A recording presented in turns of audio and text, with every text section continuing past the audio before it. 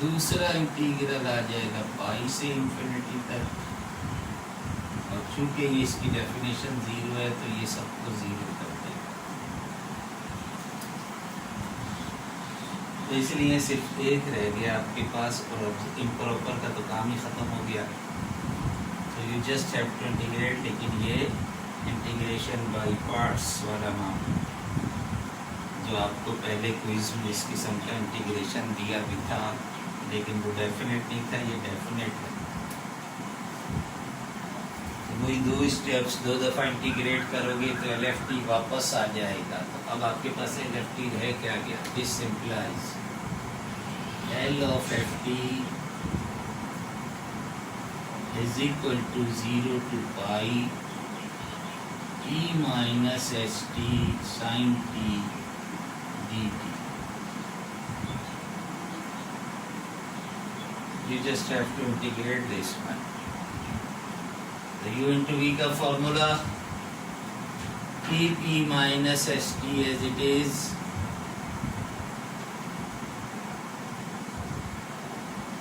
Integrate कर दो sign t का integral minus cos t from 0 to pi, then minus whole integral from 0 to pi, derivative of e minus st is minus e minus st, and integral of cos t sin t is minus cos t dt.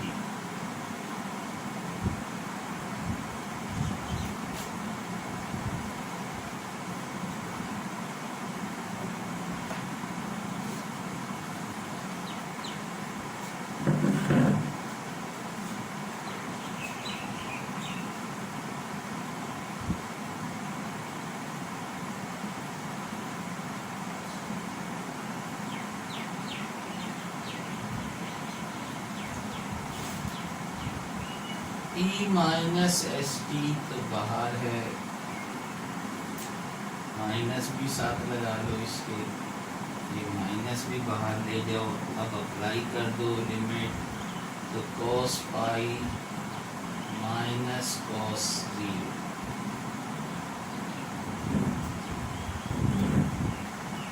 Then we have 1 minus 2 minus 3 minus, और ये s बाहर निकाल लो, तो minus S बाहर है, and again apply कर दो u into v का फॉर्मूला।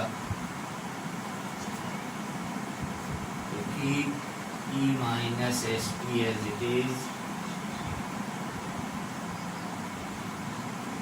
इंटीग्रेट cos x का इंटीग्रल साइन cos t का integral sine t, and the limit from 0 to pi, then minus, तो माइनस s जो है बाहर निकाला वो पूरे कंप्लीट इसके साथ, then इंटीग्रल 0 to pi, इसका derivative minus S E minus S T, और ये इंटीग्रल साइन टी dt। फिर ये बड़ा bracket close,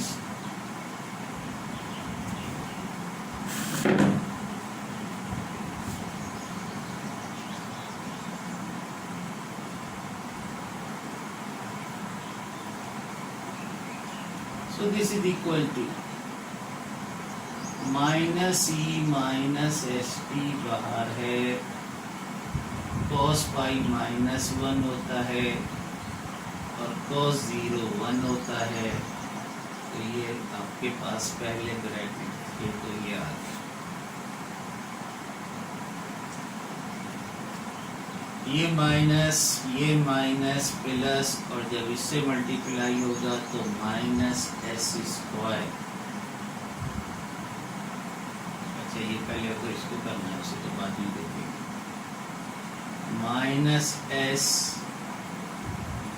E minus S T, ये बाहर आ गया, और ब्रैकेट में आपने अप्लाई किया साइन पाई माइनस साइन 0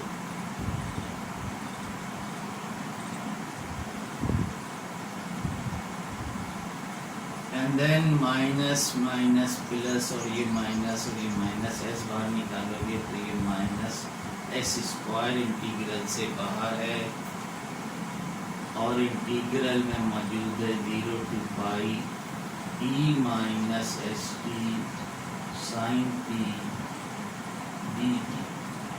तो ये वापस आपके पास एल एफ टी आ गया।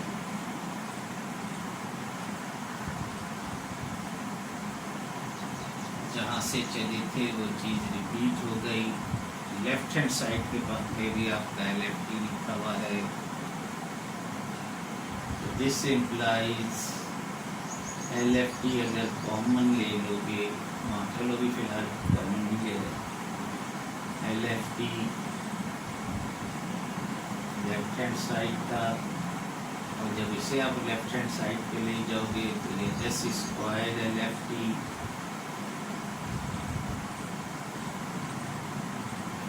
राइट साइड पे साइन पाई 0 साइन 0 इज 0, तो ये पूरा फैक्टर तो 0 हो गया। सिर्फ ये आपके पास बच गया 2e minus S T.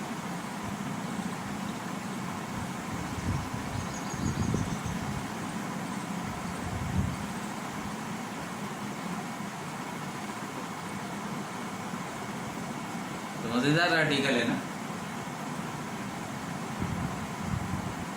Laplace का नाम सुन के लोग भागते हैं।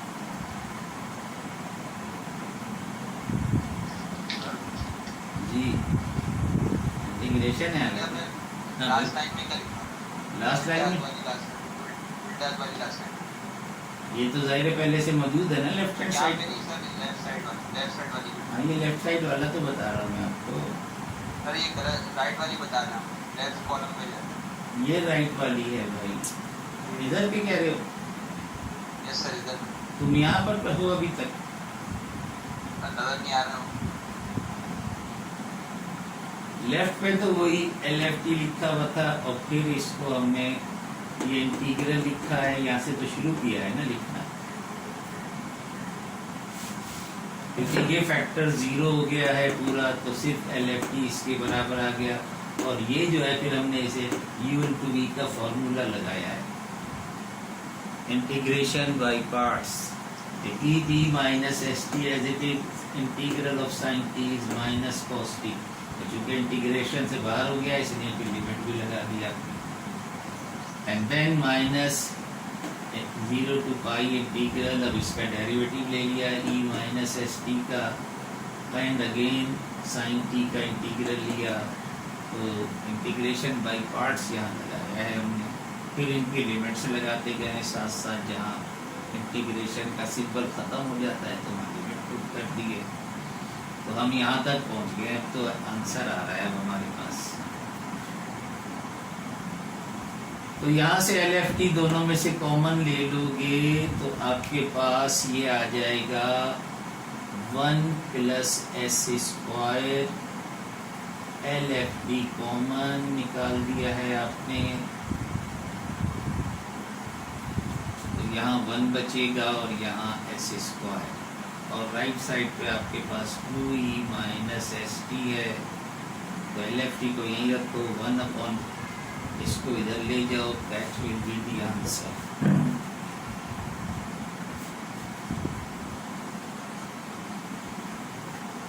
So this implies L of ft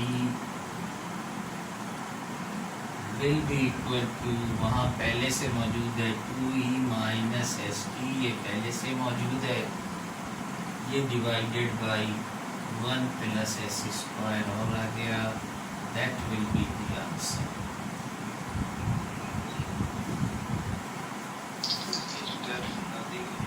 कौन सा? कॉमन लिया है ना, लेफ्ट यहाँ भी लिखा हुआ है। हाँ ये तो अब हमने वैल्यूज पुट की हैं। ये हाँ मैं यही बता रहा हूँ ना कि यहाँ से हमने वैल्यूज पुट किए हैं, माइनस को बाहर निकाला है तो माइनस ई एस टी बाहर आ गया, वाई पुट किया टी की जगह, कॉस पाई माइनस कॉस 0, और ये जो था इसको फिर इंटीग्रेट कर लिया। यहाँ देखिए माइनस माइनस माइनस और एस, तो ये माइनस एस बाहर आ गया, और फिर जो बचा था उसको इंटीग्रेट दोबारा कर दिया हमने। अब आपके पास कॉस टी का इंटीग्रल लिया है तो साइन टी है, तो वही बाई पार्ट अगेन लगाया है, ये साथ साथ लिमिट भी पुट कर दी है।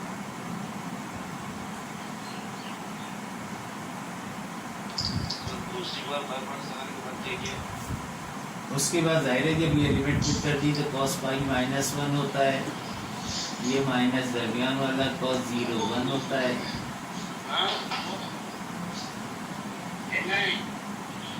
यहाँ फिर हमने लिमिट पुट कर दी,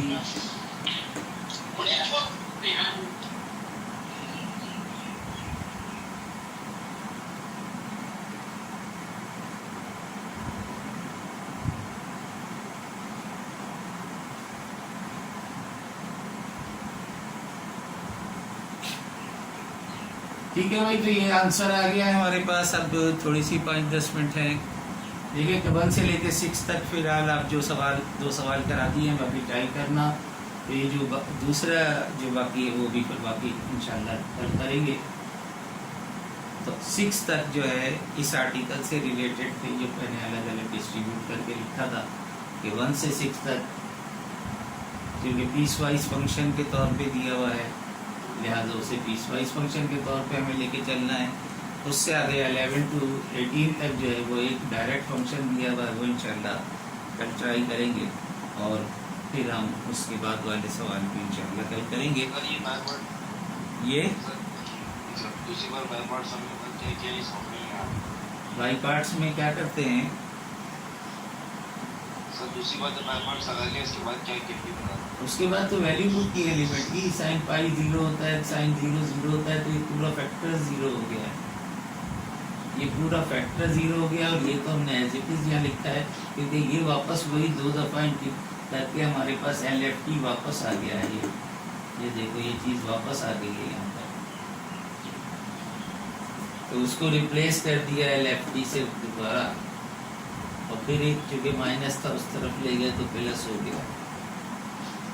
तो ये तो मैंने कहा ना क्विज 1 में ऐसा सवाल तो दिया था मैंने, जहाँ पर एक्सपोनेंशियल फंक्शन और ट्रिग्नोमेट्रिक फंक्शन का मल्टीपल हो तो 2 दफ़ा इंटीग्रेट करने के बाद वो एक्चुअल जो फंक्शन है वो वापस आ जाता है, एक्चुअल जो इंटीग्रेशन है वो वापस आ जाता है, तो उसे फिर हम रिप्लेस कर लेते हैं। अच्छा, अब मुझे थोड़ी सी बात ये करनी है आप लोगों से कि 2 किस्म के असाइनमेंट, एक तो 10 नंबर के 2 असाइनमेंट थे और एक को 5 नंबर का असाइनमेंट था। तो 5 नंबर के असाइनमेंट के लिए तो हमने 30 तक आपको टाइम दे दिया था, लेकिन दूसरे जो दोनों असाइनमेंट हैं वो आपको 25 तक जमा कराने हैं। काफ़ी जमा हो चुके हैं,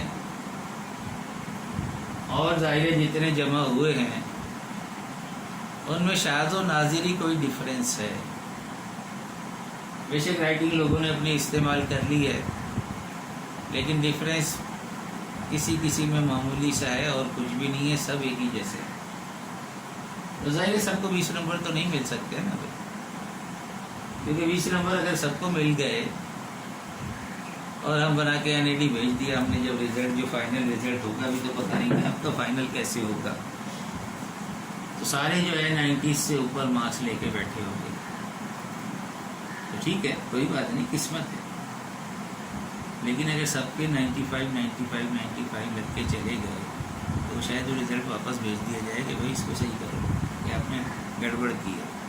लिहाजा 20 मार्क्स जो है उसके लिए मैंने ये सोचा है कि अब जिसने जो किया है वो पेपर तो हमारे पास मौजूद है, आपके पास भी मौजूद होगा, तो ठीक है। फिर अब आप मेरी बजाय अब आप लेक्चर दें और एक एक सवाल हम आपसे प्रेजेंटेशन देंगे और उस हिसाब से आपको मार्किंग साथ साथ करते रहेंगे। हाँ, मेथड एक ही होता है, तो प्रेजेंटेशन देने में क्या हर्ज है। और प्रेजेंटेशन ऐसे ही होगी कि आप मोबाइल आप चलाएंगे, होस्ट आप करेंगे, मोबाइल आप रखेंगे सामने, सवाल सॉल्व करते रहोगे, और अगला स्टेप पिछले स्टेप से कैसे आया वो मुझे अंदाज़ा हो जाएगा कि कहीं से छाप रहे हो या सॉल्व करके लिख रहे हो, कितना टाइम ले रहे हो अगला स्टेप लिखने में, तो उस हिसाब से नंबरिंग। तो अब दो ऑप्शन है आपके पास। एक ऑप्शन तो ये है कि जो प्रेजेंटेशन देना चाहता है दे, जो नहीं देना चाहता वो 2-3 नंबर कम ले ले, यानी नंबर 18 और 17। 20 में से 17 और 18, 17 उसे मिलेगी जिसकी अटेंडेंस कम है, 18 उसको मिल जाएंगे जिसकी अटेंडेंस पूरी है। वो जो प्रेजेंटेशन नहीं देगा और जो प्रेजेंटेशन देगा उसको यकीनन फिर उसकी परफॉर्मेंस की बेस पे मिलेगा, और 20 में से 20 भी मिल सकता है। और जी हाँ, वो तो अगली क्लासों से शुरू हो जाएगी प्रेजेंटेशन। तो मैं आप मतलब मेरे मोबाइल नंबर पे SMS कर दो जो प्रेजेंटेशन देना चाहता है, जो नहीं देना चाहता उसे ज़रूरत नहीं है, उसको फिर मैं मार्क्स लगा दूंगा। जो प्रेजेंटेशन देना चाहता है व्हाट्सअप नहीं करना, व्हाट्सअप का फ़ोन मेरे पास नहीं है, जो है वो मेरे पास होता नहीं है जी। 20 मार्क्स की बात कर रहा हूँ मैं मिड टर्म की। ये 5 मार्क्स का असाइनमेंट है वो तो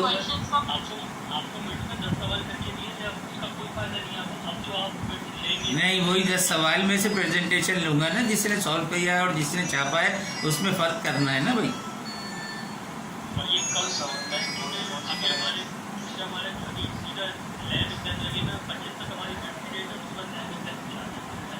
हाँ, तो मैंने आपसे क्या कहा है, मैंने तो वही 10 सवाल जो आपने करके मुझे भेज दिए, मैं कह रहा हूँ उनको ज़रा एक्सप्लेन कर दो अपनी क्लास के दौरान ही।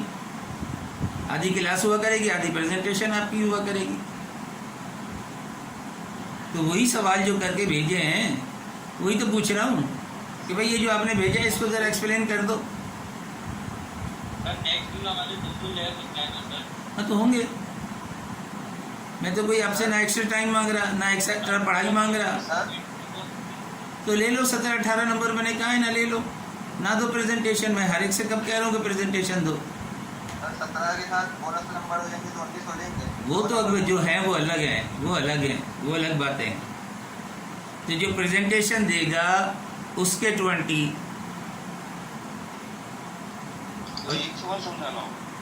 अब जाहिर है कि 10-15 मिनट की प्रेजेंटेशन होगी, क्लास के दौरान में ही होगी, और वो ऑलरेडी आप करके मुझे भेज चुके हो। उसी को एक्सप्लेन करना है कि भाई ये 2-3 स्टेप ज़रा समझा दो मुझको। मोबाइल रखना उसके ऊपर। वो सवाल है तो इंशाल्लाह नेक्स्ट वीक में करेंगे। तो इसलिए मुझे जिसने प्रेजेंटेशन देनी है वो मुझे सैटरडे तक SMS कर दे कि sir we want to give your presentation. और जो नहीं देना चाहता, जिसका मेरे पास SMS नहीं आएगा, उसको मैं 17 और 18 उसकी अटेंडेंस की बुनियाद पे 17 और 18 लगा दूंगा। तो 2-3 नंबरों की कुर्बानी दे दो। जिसे इतराज़ है, जिसे देनी है प्रेजेंटेशन दे दो, क्योंकि अब मेरे पास कोर्स कम है। तो बताया आप क्या बोनस मार्क्स का भी तो बताया सर। किसका बताऊं, दोबारा बोल दो। बोनस मार्क्स तो चंद ही लोग हैं ना भाई, वो तो जो जवाब देते रहे वो तो चंद लोग देते रहे। कुछ के मार्क्स मैंने 18 से पहले सबमिट करवाया सर। बोनस मार्क्स का ये वो पूछ रहे जो 18 से पहले सबमिट कराने में बोनस मार्क्स, वो मैंने 18 से पहले का तो बात ही ख़त्म हो गई थी। ये चीज़ की वो 18 से पहले जो जमा कराने को कहा था वो तो बात ही ख़त्म हो गई थी। उस पर बोनस कहाँ से बात हुई थी। सर वो नहीं तो लिखा हुआ है, मतलब कि आपको अभी हमने प्रेजेंटेशन दी ऐसे ही है, उसके बाद हमारे जो मार्क्स होंगे उसमें बोनस मार्क्स लगेंगे कि नहीं लगेंगे। कौन प्रेजेंटेशन नहीं देगा, हाँ, जो प्रेजेंटेशन नहीं देगा उसके भी 18 से पहले सबमिट कराया तो उसके भी बोनस मार्क्स तो लगेंगे। 18 से पहले जमा कराने वाले का तो कोई सिलसिला ही नहीं था। अब यही था सर, नहीं पूरी पॉलिसी है सर। देखिए सर उसमें ये था उसमें ये था कि 18 से पहले अगर सबमिट कराया ना तो 1 से 2 मार्क्स बोनस अमाउंट होगा। ये किसने कहा था? 18 से, ये किस UIT की पॉलिसी है, मैं आपको भेजता हूँ। अच्छा, UIT की पॉलिसी है तो चलो ऐसा कर लो, भेज दो। अच्छा, दूसरी डेट ये थी कि 18 से 25 तक थी। 18 से 25 तक में नो बोनस नो पेनल्टी, ये था। अच्छा, सबसे 18 से पहले कोशिश करी थी कि बोनस मार्क्स अवार्ड। नहीं वो तो मैंने अपना एक आपको दिया था रेट, लेकिन चलिए अगर ऐसी पॉलिसी UIT की है तो फिर वो देखेंगे। मैं आपको भेज दूँ पॉलिसी, हाँ वो भेज देना मुझको। मैं भेज देता हूँ। ठीक है, तो बहरहाल अदरवाइज जो है जो प्रेजेंटेशन वाले हैं तो अदरवाइज जो है वो बोनस मार्क्स तो खैर अलग देखूंगा फिर मैं उसकी पॉलिसी तो, क्योंकि मैं तो खुद 18 से पहले मांग रहा था तो उस पर तो शोर शराबा शुरू कर दिया था तब। 18 से पहले बोनस मार्क्स तो भेज दिया, अभी सबने लगता है कुछ मार्क्स कटे सबमिट कराऊंगा उसमें भी यही लिखा हुआ है कि 18 से पहले सबमिट कराओगे तो मार्क्स मिलेंगे आपको। आपके इंस्ट्रक्शन में आपने जो डाली उसकी इंस्ट्रक्शन में वो ये लिखा हुआ है। अच्छा होगी खैर, इंस्ट्रक्शन मैंने खुद पढ़ी नहीं है, वो जो आता है मैं इसे डाल देता हूँ। तो वहाँ से इतनी लंबी लंबी तकरीरें आती हैं भाई, तकरीरें पढ़ने का जो ये क्लासें शुरू 1 जून से पढ़ने के 1 जून का जो था जब क्लासें शुरू हुई थी उससे पहले एक SOP बना के भेजा गया था जो 16 सफ़हात पे मुश्तमिल था। वो 16 सफ़हात हाथ में हो तो बंदा फिर भी पढ़ लेता है, कंप्यूटर पर बैठ के 16 सफ़े पढ़ने के लिए घंटों चाहिए। अच्छा सर, पहले पेज के सवाल आप पहले से बताएंगे? नहीं वो तो उसी टाइम कहेंगे, आपने भेजे हुए, मैं आपने सॉल्व करके सवाल भेजा हुआ, मैं उस सवाल को सामने रखूँगा और पूछूंगा हाँ भाई अब इसे सॉल्व करो इस सवाल को, तो वो तो सॉल्व करके भेजा हुआ है ना, आपने सॉल्व करना है उस सवाल को आपको यहाँ पर। ठीक है, तो जिसने प्रेजेंटेशन देनी है मुझे सैटरडे तक SMS कर दे, व्हाट्सअप नहीं करना, SMS करना। तो ठीक है, इसके हाँ जी, क्लास रोल नंबर और नेम अपना भेज देना। ये एड्रेस भी डालना होगा, क्या हो गया? ओके, अल्लाह हाफिज़।